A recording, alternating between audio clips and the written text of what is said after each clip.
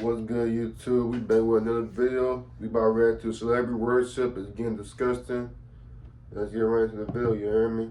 Let's get right into it, brother. Josh or Duke? Duke.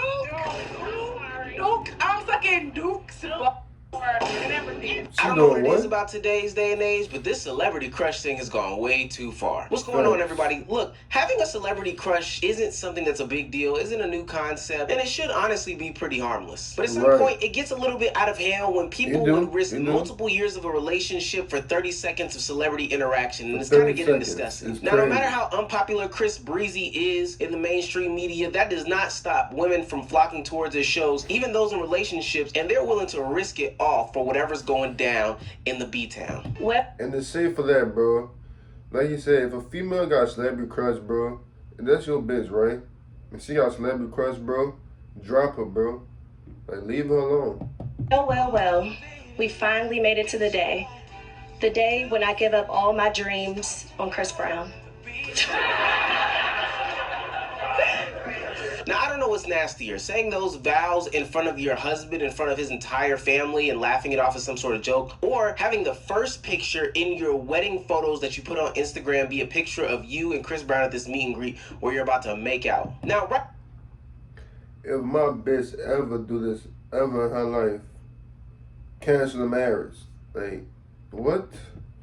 Rightfully so, this woman's been getting flamed on the internet, and a lot of people have been asking, why would she do this? Chris Brown offers a meet and greet as his package for his 11/11 tour, or really any tour that he does, and fans are allowed to take pictures. The cost of it is $1,111, 11/11. Now, these do not include concert ticket prices, so the price of the whole experience is... So she paid all that money for a picture, bro.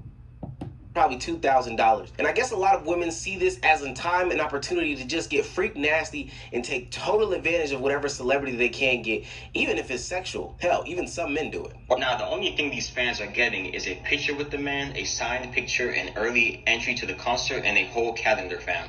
He even did this for his last tour, and this one fan keep on coming back. He even made a customized shirt from the last tour. Like, that is how dedicated they are. He's doing this for 36 cities, and the man is charging them $1,100.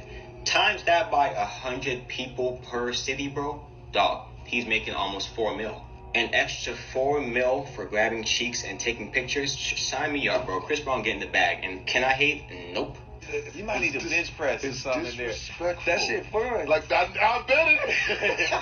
Yeah, but you can't do no motherfucking pictures with your shirt off, because then you can't gauge what the person... It can't be skin. Yeah, because you don't know what you... Mother might lick your stomach or something. You gonna be like, hold on. Yeah, hold on. Look, I'm not hating on Chris Breezy. I might do the same exact thing if I was a celebrity who a lot of people in a certain generation view as a sex symbol. But I do think things are very interesting in this conversation. For one, I think this could only fly for a male performer and his female or even male fan base, where there is a lack of boundaries or personal space in these regards. Clearly, these people are allowing Chris Brown to do these sorts of things, and I think that's perfectly fine. However, I would wonder how many women artists do meet and greets. Not that I'm saying I want to go to the next Glorilla or Meg Thee Stallion concert and put my bulge in their hands, but I do find it interesting that we see these outrageous pictures from the men's concerts, but not the women's concerts. Because God forbid a brother wants to get a grab.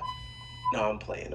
I have no problem with this when it's a single person who is the artist and a single person who is the person paying for the photos. That's perfectly fine. Where I have a problem with this is when somebody in a relationship, like the young lady mentioned earlier, is doing these things and is on the way to getting married and making fun of this man in this situation.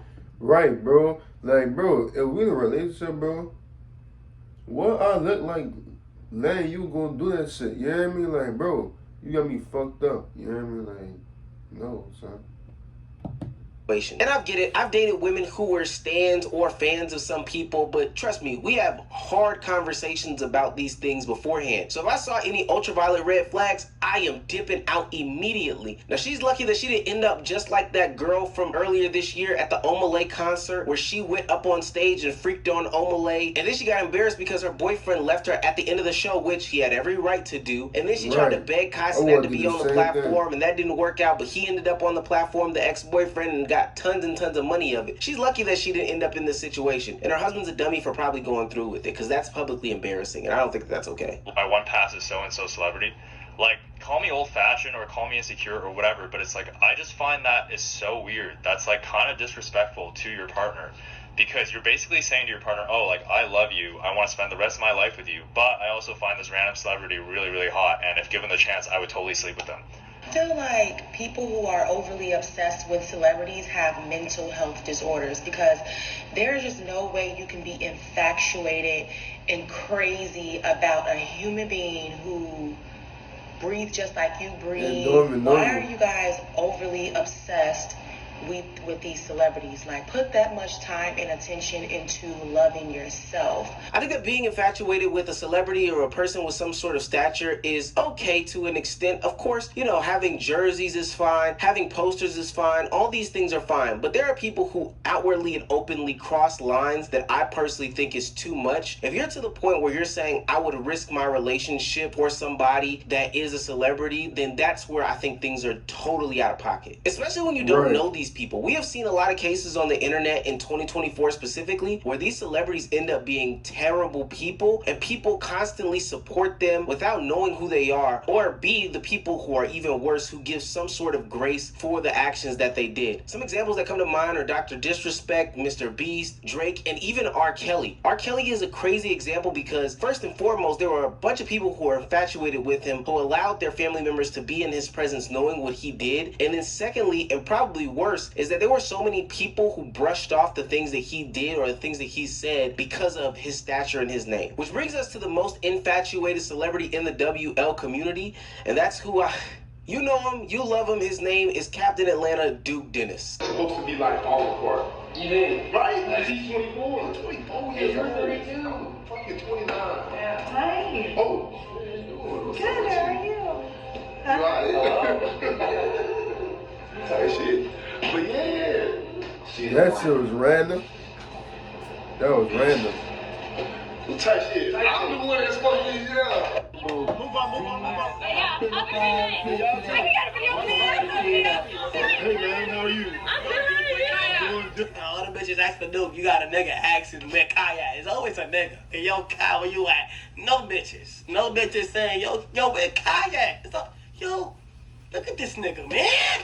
I gotta agree with Kai, and there's some interesting things about these dynamics that nobody really wants to talk about, specifically when there is this male content creator or male celebrity in question. It almost seems as if women get this pass or green light to do sexual things, or it's perceived to say the most nastiest and vile things, and not even just say it, but when they interact with these people, sometimes go about doing it. I didn't like how in the first clip that woman decided to invade Duke Dennis's personal space. Now mind you, she could have been inebriated or intoxicated, but we've seen clips like this on the internet before where women just feel like they can impede on people's personal space, do or say nasty things when it comes to the celebrities in our lives just because they are women. Right. I don't know why I think a lot of times they get a pass in that regard when any other situation we would call it what it is, harassment. And to a different extent, Kai Cenat sees the same sort of obsession when it comes to his stardom and his fame. I mean, look at the situation when he had his NYC takeover, the fact that people felt like they could impede his personal space. It goes beyond a personal crush or some sort of lovey-dovey type situation, but just the overall obsession with celebrities in today's day and age is crazy. The lady earlier in the video mentioned that having some sort of obsession with a celebrity could be classified as a mental illness, and I gotta agree. There's a certain demographic that loves a female rap artist that I won't dare say the name of because, hey, they might find me and me or whatever the case may be. But there's been studies that show that those who have obsessions with celebrities have a lower intelligence level and perform pretty badly on cognitive tests. So there may be a little bit something to them. And then there are some that just take it to the whole next level. And this is why I'm very weary about this topic, because we see how the impacts of social media are affecting kids today. But we've seen situations where people take this celebrity obsession and do crazy things to said celebrities. Hell, we had a whole president shot over an obsession with celebrities in the past, but there was a Barb who actually tried to sue Nicki Minaj for $5 million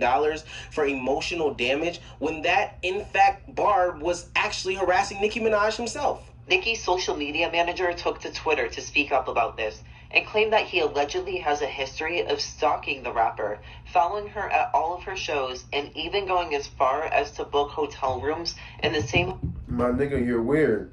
if you doing all this for a person, like if you stalking a person, if you doing all that, you're weird. Go get help. You need help.